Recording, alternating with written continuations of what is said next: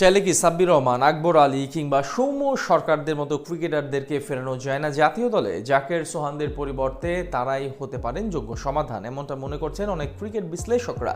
টি-20 ফরম্যাটে মিডল অর্ডারের সমস্যা দূর করতে আসন্ন আয়ারল্যান্ড সিরিজ থেকে নতুন করে ভাবা উচিত টিম ম্যানেজমেন্টের। সাব্বির, আকবরদের সেই সম্ভাবনা নিয়ে বিস্তারিত জানবো রিপোর্ট।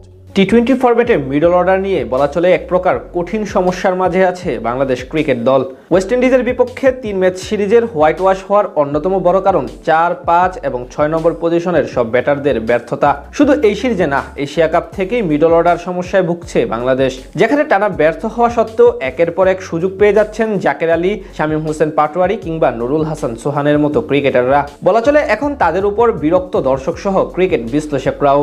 তাই অনেকে মত প্রকাশ করেছেন তাদের বাদ দিয়ে নতুন করে ভিন্নভাবে ভাবা উচিত বিসিবির, যেখানে আলোচনায় আছেন আকবর আলী, সাব্বির রহমানের মতো ক্রিকেটাররা। মিডল অর্ডার হলো একটি দলের অন্যতম গুরুত্বপূর্ণ স্তম্ভ।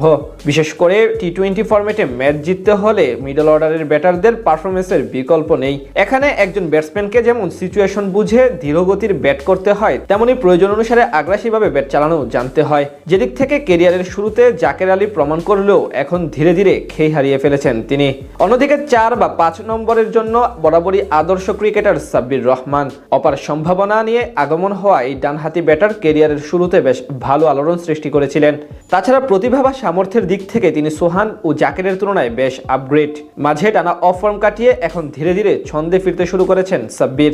সর্বশেষ বিপিএলে অসাধারণ পারফরমেন্স করে নজর কেড়েছিলেন সকলের। এছাড়া গত এনসিএল টি-20 টুর্নামেন্টেও ভালো ব্যাট করেছিলেন তিনি। তাই অনেকে মনে করছেন জাকের, সোহান বা শামীমের জায়গায় সাব্বির রহমানকে একটা সুযোগ দেওয়া উচিত নির্বাচকদের।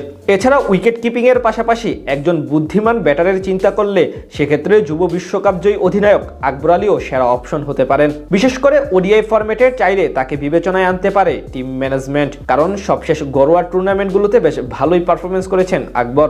77টি সংক্ষিপ্ত ফরম্যাটের ম্যাচে 133 স্ট্রাইক রেটে করেছেন 1033 রান। এছাড়া লিস্ট এ ক্রিকেটে তার গড় এবং স্ট্রাইক রেট বেশ মানানসই, যার সুবাদে এখনই সময় এসেছে আকবরকে সুযোগ দেওয়ার। তার পাশাপাশি ওয়ানডের মতো টি-20 ফরম্যাটেও অধারাবাহিক পারভেজ হোসেন ইমনের বদলে সৌম্য সরকারকে সুযোগ দিয়ে দেখতে পারে টিম ম্যানেজমেন্ট। ব্যাটাতে সম্প্রতি বেশ ভালো ছন্দে আছেন এই বাহাতি।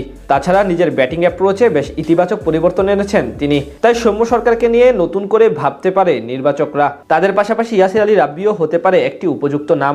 এখন দেখার পালা আসন্ন আয়ারল্যান্ডের বিপক্ষে ঘরের মাঠে সিরিজে তাদের কাউকে সুযোগ দেয় কিনা নির্বাচকরা। ওয়েস্ট ইন্ডিজের বিপক্ষে 3 ম্যাচ সিরিজের হোয়াইট ওয়াশ হওয়ার অন্যতম বড় কারণ 4, 5 এবং 6 নম্বর পজিশনের সব ব্যাটারদের ব্যর্থতা। শুধু এই সিরিজে না, এশিয়া কাপ থেকেই মিডল অর্ডার সমস্যায় ভুগছে বাংলাদেশ।